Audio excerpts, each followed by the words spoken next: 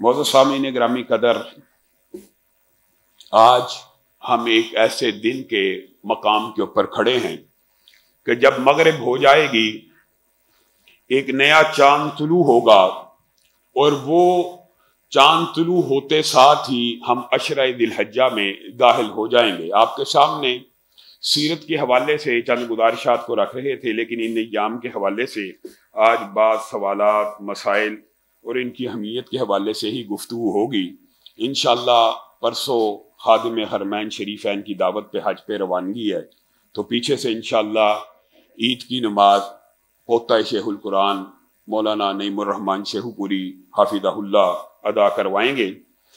आज मगरिब के बाद जिन अय्याम में मुझे और आपको अल्लाह रब्बुल इज़्ज़त एक मर्तबा फिर दाखिले का मौका दे रहा है, इसके बारे में अगर कुरान से एनालिसिस किया जाए तो वल फज्र वलयालिन अश्र वशफ़ी वल वत्र, ये जो यकम ज़िलहिज्जा की फजर है, अल्लाह रब्बुल इज़्ज़त ने उसकी कसम कुरान पाक में खाई है।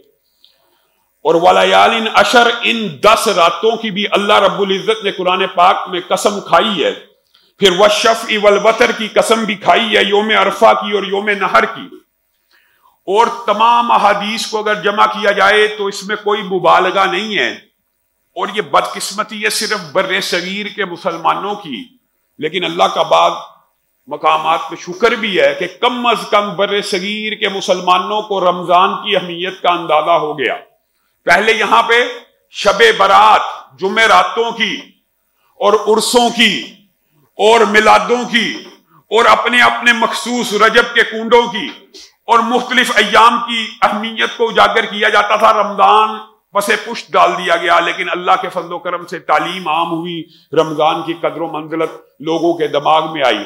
रमजान की तो आ गई, लेकिन ये जो 10 अय्याम हैं इसकी कदर मंजिलत हकीकत में आज भी बर्रे सगीर पाको हिंद में उस तरह आश्कार और उस तरह इत्तला लोगों को नहीं है। सही बिला मुबालगा बात और राजे बात यह है कि ये अय्याम पूरे साल के तमाम अय्याम से बेहतर अय्याम है जिनकी अहादीस में दलालत मौजूद है। सिर्फ इशारा करूंगा, नबी करीम सल्लल्लाहु अलैहि वसल्लम ने फरमाया इन अय्याम में किया गया नेकी का अमल बाकी पूरे साल में किए गए अमल से बेहतर है। साहबा ने कहा अल्लाह के रसूल, जिहाद फी सबीलिल्लाह? रसूलुल्लाह ने कहा हाँ, जिहाद फी सबीलिल्लाह से भी बेहतर है, मगर कोई जिहाद करने वाला अपनी जान लेके निकले, अपना माल लेके निकले, सिर्फ जान नहीं अपना माल लेके निकले और वापस आए, ना जान बाकी हो ना माल बाकी हो, उसका अजर बहरहाल इसमें की गई नेकी से बड़ा होगा। अब इसकी तफसीर और इसकी तशरीह में अगर आप जाइए तो इसमें भी मुबालगा नहीं है। बाद लोग कहते हैं जी कि शायद जी मुबालगा कर देते हैं। सिर्फ सुबहान अल्लाह इन अय्याम में कहना बाकी अय्याम में किए गए नेकी के तमाम अमाल से बेहतर है। सिर्फ सुबहान अल्लाह कहना, अल्हम्दुलिल्लाह कहना, अल्लाह अकबर कहना, नेकी का कोई भी अमल अगर आप इन 10 अय्याम में करेंगे, अय्याम तशरीक को भी शामिल कर लें, तो तकबीरात की क्योंकि बात अय्याम तशरीक में भी आती है। हमने जैसे ही मगरिब शुरू होनी है, सुन्नत के मुताबिक तकबीरात को बुलंद करना शुरू कर देना। बाद लोग तकबीरात बुलंद करते हैं ईद के दिन। ये सारे के सारे अय्याम 10 और आगे वाले 3 अय्याम तशरीक मिला के इन सारे के सारे अय्याम में तकबीरात बुलंद होनी चाहिए। बाद लोगों के जहन में ये आ जाता है जी ये नमाज के बाद मुक़य्यद करके क्यों पढ़ते हैं? नहीं, ऐसी बात नहीं। आपने मगरिब से लेकर 13 ज़िलहिज्जा की मगरिब तक इन तकबीरात को बुलंद करना है। सिर्फ ये जरूरी नहीं है कि नमाज में या नमाज का सलाम फिरे तो तब करना है।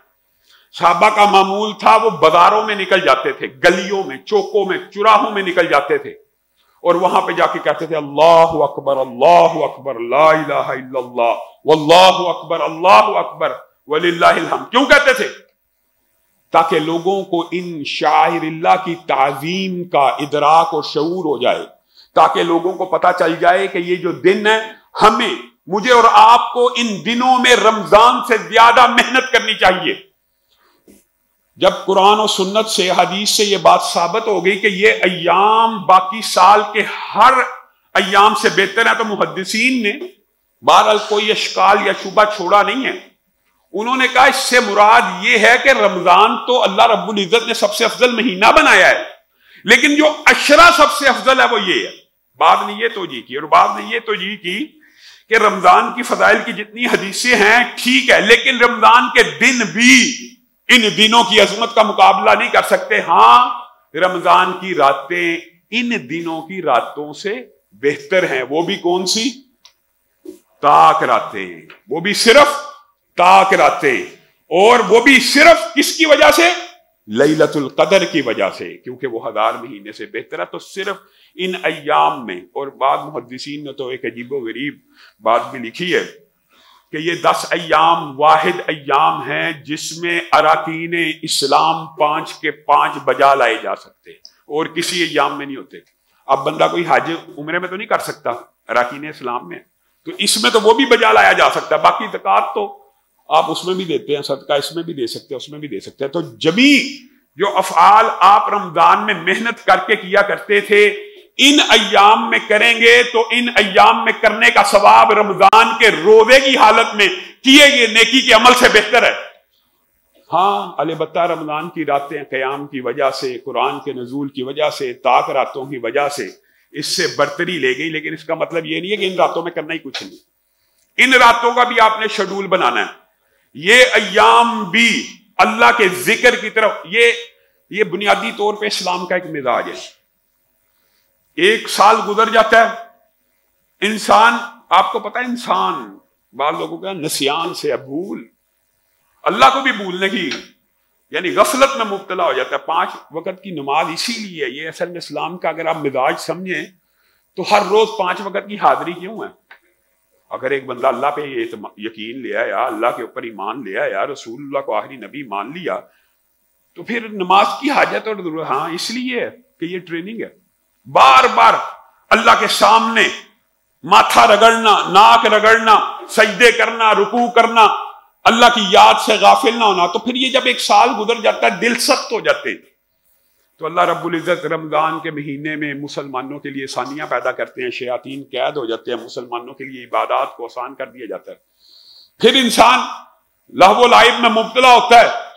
تو یہ عشرہ ذی الحجہ انسان کو پھر ایک ٹریننگ کے فیز سے گزارتا ہے. لیکن دکھ ہے، پھر یہ دکھ کی بات ہے، ہم میں سے ان ایام کو رمضان کی طرح گزارنے کے لیے کتنے پاکستانی تیار ہیں، کتنے بر صغیر کے مسلمان تیار ہیں، یا کن لوگوں نے تیاریاں کی ہوتی ہیں. آج مغرب کے بعد وہ عظیم الشان دن شروع ہونے والا ہے کہ اگر آج آپ نے یہاں سے جانا ہے، اپنے گھروں میں ناخنوں کو کاٹنا ہے، بالوں کو صاف کرنا ہے، اچھی طرح پاکیزگی کو اختیار کرنا ہے. جس نے بھی قربانی کا ارادہ کیا ہے وہ بھی یہ عمل کرے، اور جس نے قربانی نہیں کرنی، جیب اجازت نہیں دیتی، وہ بھی یہ کام کرے. اس کا فائدہ کیا ہے؟ رسول اللہ صلی اللہ علیہ وسلم نے فرمایا، دیکھیں یہ اللہ تعالیٰ ان ایام کو کتنا پسند کرتا ہے کہ یہاں پہ آپ ان ایام سے پہلے ناخن بال وغیرہ کاٹ کے، اگر قربانی کے دن جب مسلمان اپنے جانوروں کی گردنوں پہ چھری کو پھیر رہے ہوں، آپ اپنی مونچھوں کے اوپر کینچی کو چلا لیں، آپ اپنے ناخنوں کو کاٹ لیں، تو آپ کو بھی پوری کی پوری قربانی کا اجر و ثواب مل جائے گا، اگرچہ آپ نے نہیں کی. اور ایک صحابی کا جو فتویٰ ہے وہ تو یہ ہے کہ جس نے قربانی نہیں بھی کی اور نہیں بھی کرنی، وہ بھی قربانی کے دن اپنے ناخنوں اور بالوں کو کاٹ لے، انشاءاللہ وہ بھی اجر و ثواب میں شامل ہو جائے گا. قربانی کرنے والے کو تو دوہرا اجر ملے گا، اور جس نے نہیں کرنی اس کو بھی اجر مل جائے گا. لیکن میں اور آپ ان ایام کی اہمیت سے، فضیلت سے غافل ہیں. یہ ایام وہ ایام ہیں کہ ان کو اگر آپ انگلش محاورے میں کہیں تو ان کو سیلیبریٹ کرنے کے لیے، اور ان کی تیاری کے لیے، اور ان کو صحیح معنوں میں اویل کرنے کے لیے، اور ان کے وقت سے فائدہ اٹھانے کے لیے پراپر ایک پلاننگ کی، شیڈول کی ضرورت ہے. جس طرح رمضان میں آپ کے سامنے شیڈول بناتے ہیں، اسی طرح ان ایام میں وہ آج بھی فلیکس لگا رمضان میں کیے جانے والے اعمال کے حوالے سے. آپ ان 10 ایام میں بھی وہ سارے کے سارے اعمال کریں. آپ اندازہ یہ کریں کہ ان ایام میں ایک روزہ 9 ذی الحجہ کا، حاجی نے تو عرفات میں ہونا، آپ تو نہیں ہیں عرفات میں۔ اور ویسے بھی یہاں پہ ایک بات یہ بھی سمجھنے کی ضرورت ہے، بعض لوگ یہ سمجھتے ہیں کہ یوم عرفہ سے مراد وہ دن ہے جب حاجی وہاں عرفات میں ہوں۔ اسلام دین فطرت ہے۔ آج اگر ذرائع ابلاغ اتنے مضبوط اور مستحکم ہو گئے ہیں کہ ہمیں یہاں پہ 8 ذی الحجہ ہوتی ہے اور سعودیہ میں بعض اوقات 9 ذی الحجہ ہوتی ہے، وہ یوم عرفات کا ہمیں پتہ لگ جاتا ہے، لیکن کیا زمانہ ماضی میں ایسا معاملہ تھا؟ 1400 سال 1300 سال یہ ابلاغ کا سسٹم تھا تو ہر بندہ 9 ذی الحجہ کا روزہ رکھتا تھا۔ تو آج یہ اشکال پیدا کرنا جی 8 کا بھی رکھ لیں، شک کی وجہ ہے یہ بات درست نہیں ہے۔ 9 ذی الحجہ کا روزہ رکھیں تو اللہ رب العزت 2 سال کے گناہ معاف فرما دیتے ہیں ایک روزے سے۔ اتنے افضل ایام ہیں، اتنے افضل ایام ہیں، صرف روزہ رکھنے سے 2 سال کے گناہ معاف ہو جاتے ہیں۔ تو میں اور آپ اگر ان ایام میں بھی اپنے رب کو راضی نہ کر سکے تو یہ ہماری بدقسمتی کی بات ہے، اور اپنے اوپر کفیات کو طاری کرنا چاہیے۔ یہ بات بھی یاد رکھیں، عبادات اول عادات ہوتی ہیں، یہ بات ذہن میں رکھیں۔ بعض بچوں کو جب انسان نماز کی ترغیب اور تربیت کر رہا ہوتا ہے، دلانا تو اللہ سے ہی چاہیے، اور ان کو بتانا چاہیے کہ اللہ سے دعا کی جائے، اللہ سے مانگا جائے، کھلونا بھی اللہ سے مانگو، اللہ دیتا ہے۔ دل میں یہ باتیں ڈالنی چاہیے، لیکن تربیت کے باب میں رسول اللہ صلی اللہ علیہ وسلم نے یہ باتیں علمی طور پر سمجھانی چاہیے، یہ نہیں مد نظر رکھا، نہ اسلام کا یہ مزاج ہے۔ تربیت کے میدان میں ان کو نماز پڑھانی ہے، چاہے وہ عادت بن کے پڑھی جائے۔ ہر عبادت اول عادت ہوتی ہے، اور وہ عادت جب عبادت میں کنورٹ ہو جاتی ہے پھر اس عبادت کا لطف آنا شروع ہو جاتا ہے۔ تو یہ کہنا یہ بھی ایک غلط العام ہے، لیکن بہرحال چونکہ اس میں ایک اچھائی کا پہلو ہے اس لیے ہم اس کو کنڈیم نہیں کرتے۔ یار یہ کیا نماز پڑھنے آتے ہو ایسے جیسے اللہ کو سبق سنانے آئے ہیں؟ ہاں یہ ہمارا عمومی مزاج ہے کہ سبق کی طرح نماز پڑھی جاتی ہے، نہ اس کے معنی کے اوپر نہ اس کے مفہوم کے اوپر، فرض کی ادائیگی کے طور پہ بندہ ادا کر کے چلا جاتا ہے، لیکن اس ادا کرنے سے انسان کا فرض ادا ہو جاتا ہے۔ وہ لطف عبادت کے اندر، وہ استغراق، وہ جو اللہ رب العزت سے گفتگو اور اللہ کے جوابات کو اس طرح محسوس کرنا، یا اللہ کو ایسے محسوس کرنا جیسے بندہ دیکھ رہا ہے، وہ کفیات اگر عادت ہی نہیں ہے تو پڑھے گی کیسے؟ ایک بندے کی عادت ہی نہیں نماز پڑھنے کی تو انسان اس کفیت تک کیسے پہنچے گا؟ تو اس کو بھی کنڈیم نہیں کرنا چاہیے۔ جو بندہ نماز پڑھنے آتا ہے اس کو اپریشیٹ کرنا چاہیے، ان بچوں کو ہر لحاظ سے، ہر طور طریقے کے اوپر۔ ہاں یہ ضرور کہہ دینا چاہیے یار نماز کا ترجمہ بھی سیکھ لو، جو کر رہے ہو، جو پڑھ رہے ہو، تو آپ نے ان 10 ایام کو اویل کرنا ہے عبادات کے اندر۔ جتنی عبادات آپ کر سکتے ہیں، مالی صدقہ ہو، زیادہ سے زیادہ ان ایام میں کرنا چاہیے۔ روزے رکھنے ہو زیادہ سے زیادہ رکھیں، ذکر کرنا ہو زیادہ سے زیادہ کریں، قرآن پڑھنا ہے، جو آپ نے ایک شیڈول بنانا ہے ان 10 ایام کا اور 13 ذی الحجہ تک کا بنائیں۔